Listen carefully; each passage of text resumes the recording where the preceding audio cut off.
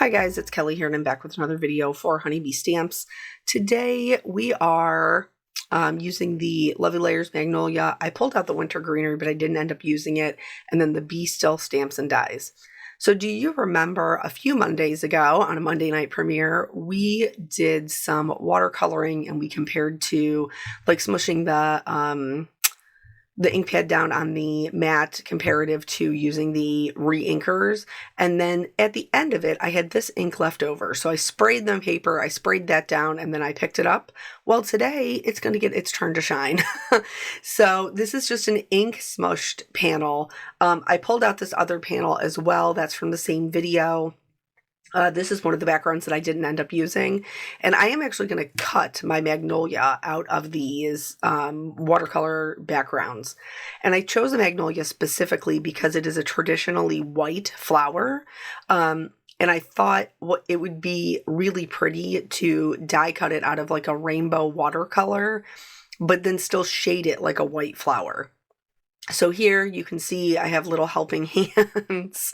And so the leaves and the centers I'm doing out of white, just the actual petals of the flowers I'm cutting out of the watercolor paper.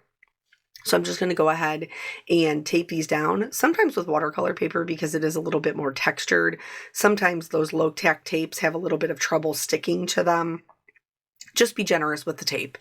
And then because I am going to cut this out on my Scout, but also because I want to keep the rest of the paper nice. You know, sometimes when you're rolling it through your die cutting machine, some of the edges can get like crimped, or you can get maybe like pieces that you didn't realize were still left in your plate, like can press up into it. So because I knew I was going to need to cut 2 of the magnolias out of the watercolor cardstock, and I didn't have any more, it's not like I could just pull another piece out of the package. I wanted to make sure to keep those separate. And then here I just have a little container. This is from...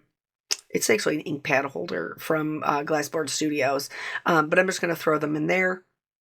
And like I said, I ended up cutting 2 full flowers, their 2 centers, and then I think I cut 6 leaves. I'm also going to do this little centerpiece out of the Art Deco dies. I think I said this recently in a video, like these things are just living on my desk for some reason. I'm really, really liking using these as of late. So once I have all my die cutting done, you guys know how I roll. Anytime I'm going to be doing some coloring of the die cuts, I like to spread them out, separate them by item and then by color to see, what I have, to make sure I have all my pieces parts, just because I'm not a big fan of die cutting, so I don't want to have to go back in. So the first way we can do this is the magnolias are white, but sometimes they have like a pinkish center. So I've chosen some like corally pink colors, which you would normally see on a magnolia. And then I'm just marking the shadow areas with my lightest color. And in this case, it's really light because we still want to color it as if it is a white flower. So I'm just marking with my lightest, I think this is not, I don't even think this is a pink. I think this is a red. What is that? An R00? Yeah, that makes sense. And then I'll put the center there as well to just kind of mark around where I need the darkest shading to be.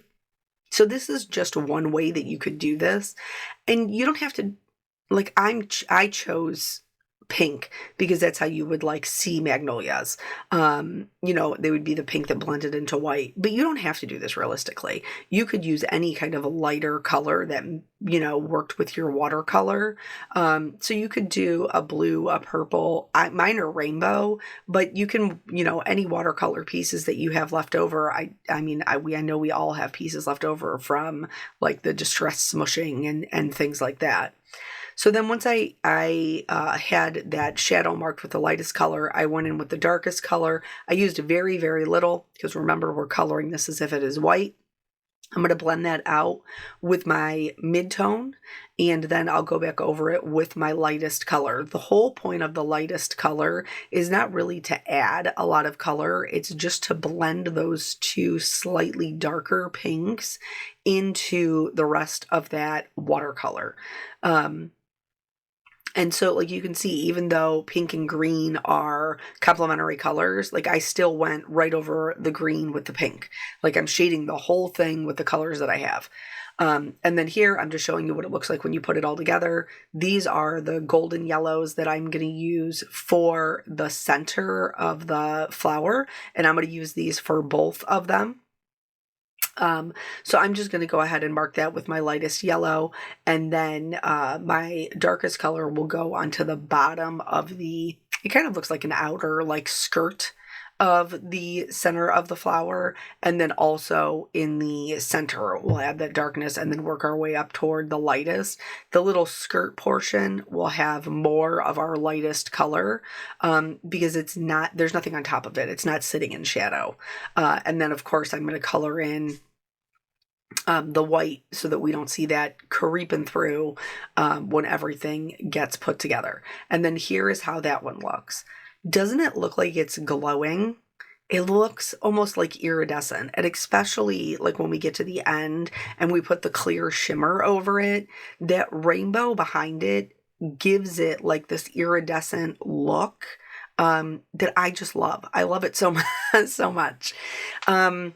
So then here for this one, I'm going to do the same thing, but this time I'm going to color it with cool grays. So I'm going to color it as if it was white, and not, there was no pink in the flower. Just so you can see the difference. You can shade anything with gray markers. You just want to make sure, again, if you're coloring it white, which that is our goal here, because we really want that rainbow to kind of shine through, we want to use very little of our marker colors because we're only adding the shadows. So you may notice from my voice, if in case you missed it last week, when I was like, hey, I'm out, I have the flu. So my oldest child actually brought it home from school, and he unfortunately had like the gastrointestinal part of it as well as the respiratory, though he never had a fever.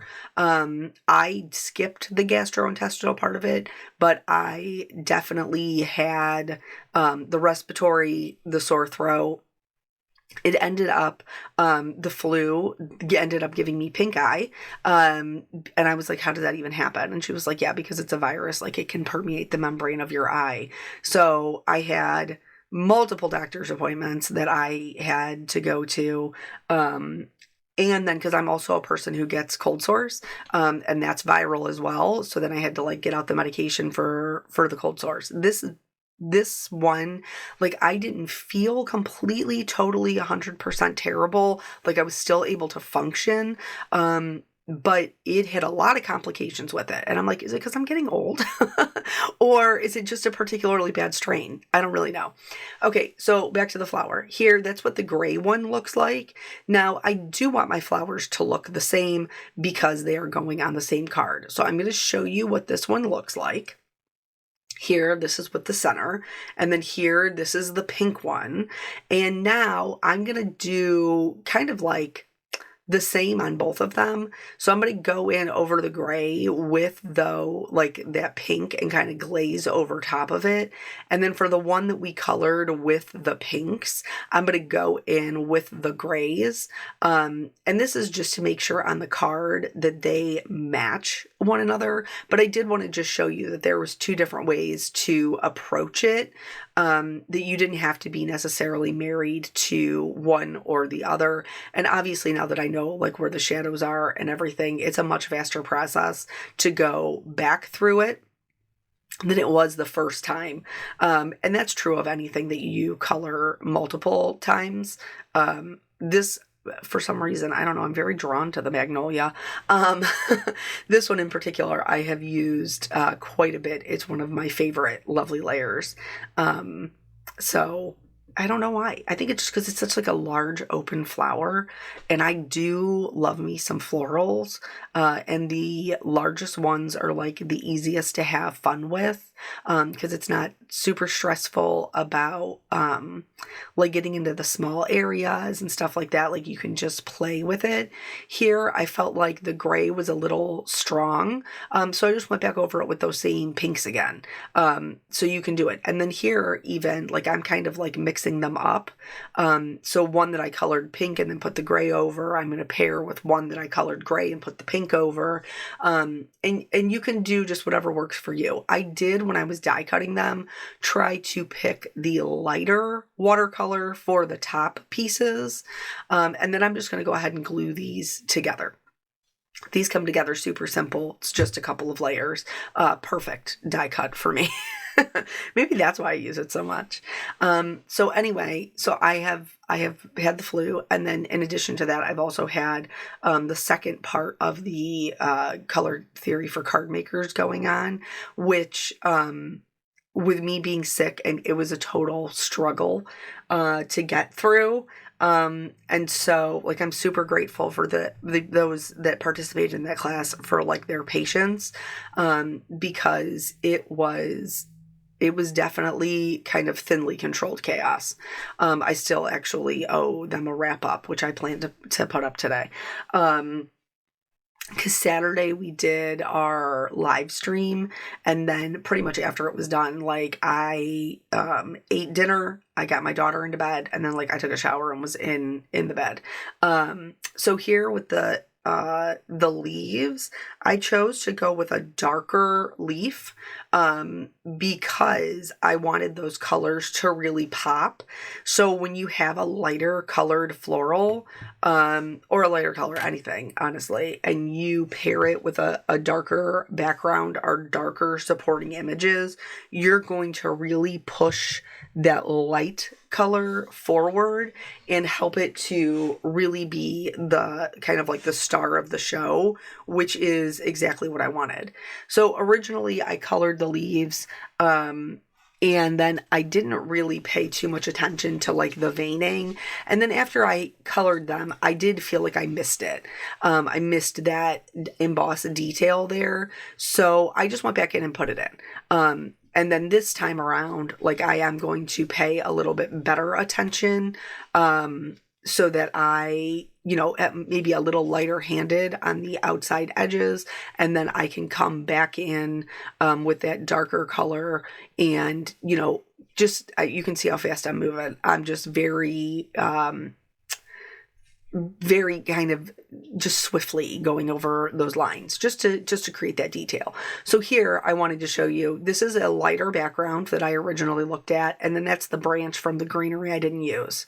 And then I want you to watch how it comes from a light background to a dark background, and how those flowers just totally pop forward. Now they are the star of the show, and they're singing, and their rainbow colors are doing the most, and they're looking beautiful. For the sentiment, I wasn't sure if I wanted to do a white heat embossed sentiment on navy, or if I wanted to do a navy sentiment on a white. So I ended up actually doing them both, and I highly recommend that because it's just a sentiment, and so it's not a ton of extra work. And then if you don't end up using the other one, then you just put it right back in your, little cellophane bag or your little package, or, whatever it is that you store your stamp sets in, and then you'll just have it for the next one. It's not like that sentiment is going to go bad, especially this one. It's just thinking of you. So here, as I'm trying the dark one, I don't love that. I feel like it's kind of taking away from my flowers. The white one with the navy sentiment looks so much better and brings everything together.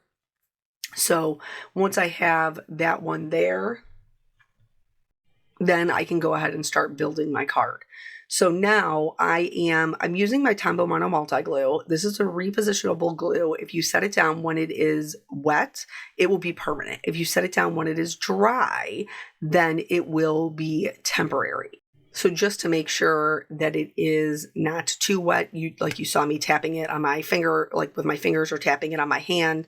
And I just do that to make sure that it's not going to be permanent.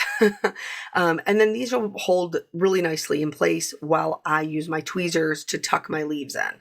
So some of the leaves got tucked behind and glued down to the actual like navy card front, and then some of these got tucked behind just the flower and got glued to that art deco panel.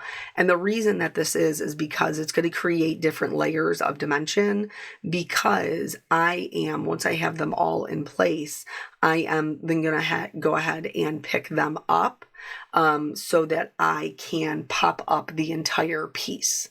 Before I do that, I'm going to, once I'm happy with where my flowers are at, I am going to go back in and add more adhesive, because remember, we just kind of tacked them in place while we were putting the leaves in. So we do want to make sure that we add glue to them so that they are permanently adhered. And then I'm going to take the whole piece, add foam tape to it, and then that way it will sit nicely above those other leaves that we see, that we've glued down there. And I think it's just a nice way to add a lot of dimension. So then once I'm happy with how it is seated, I will go ahead and push that down, and then I can trim off the excess of the flowers that are kind of hanging over.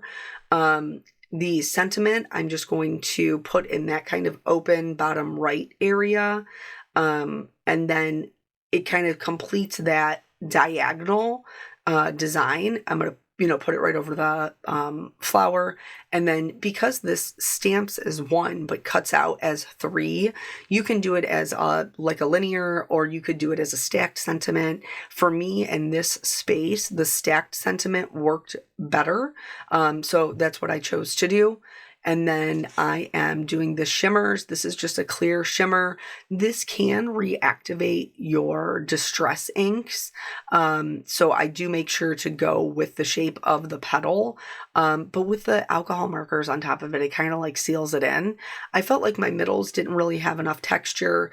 And so I did kind of just do a little bit of stippling to help give them just a little bit more interest with the same colors that we used before. And then in addition, to those colors, I did do some stippling with some white gel pen. And then, like I said before, I'm going to trim off the excess. These are just my Spellbinder shears. Love these for trimming the cards, especially watercolor paper is a little bit thicker and we have a couple of layers. They cut through it, no problem. And then just trimmed off this side to bring everything together. The last thing that I need to do is add even more shimmer. You guys know me, this is not news. These are Honeybee's Rainbow Rhinestones.